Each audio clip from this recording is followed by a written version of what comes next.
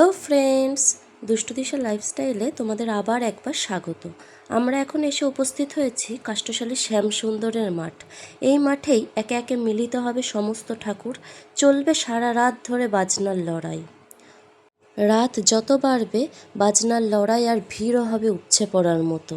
আমি হয়তো পরে আর কিছু বলতে পারবো না, তাই বলে রাখছি আমার ভিডিওটা শেষ পর্যন্ত দেখো।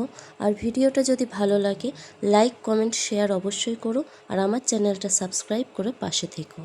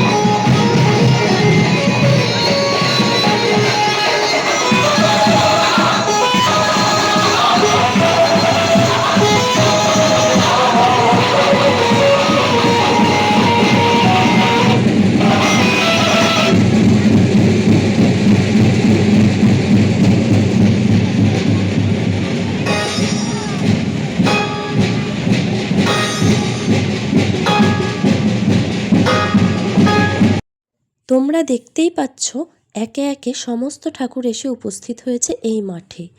যদিও আজকেই সব ঠাকুরের বিসর্জন হয়ে যাবে এমনটা নয়, কিন্তু মা কালীর বিভিন্ন রূপ যেমন রণচণ্ডী, মুক্তকেশী, মা দুর্গার বিভিন্ন রূপ, এইসব ঠাকুরগুলোই আজকে স্পেশালি আড়ংয়ে বেরোয়। সারা রাত ধরে চলে এইসব ঠাকুরের আড়ং। তারপর রাত্রি শেষ হলে সমস্ত ঠাকুরকে নিজের নিজের মণ্ডপে গিয়ে রাখা হয়। যদিও বেদিতে তোলা হয় না, প্রত্যেক ঠাকুরই থাকে গাড়িতে, এবং পরের দিন সকালবেলায় ঠাকুর বের করা হয় গঙ্গাপথে আড়ংয়ের উদ্দেশ্যে এবং বিসর্জনের উদ্দেশ্যে। তখন হয় ঠাকুরের বিসর্জন। লাখ লাখ হাজার হাজার মানুষের ভিড় হয় তখন।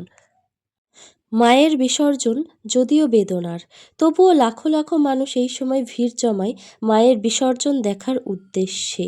মাকে আনন্দ এবং দুঃখ উভয় মিশ্রিত মনেই বিদায় জানায় এবং অপেক্ষা করে আবারও একটা বছরের জন্য। আমরা যারা পূর্বস্থলীবাসী তারা সারা বছর অপেক্ষা করে থাকি এই দিনটার জন্য। যদিও দিনটা আসতে 1 বছর লেগে যায়, চলে যেতে বেশি সময় লাগে না, তবুও তার রেশ রেখে যায় আমাদের অন্তরে। সারা বছরের অপেক্ষা করার আশা জাগিয়ে তোলে।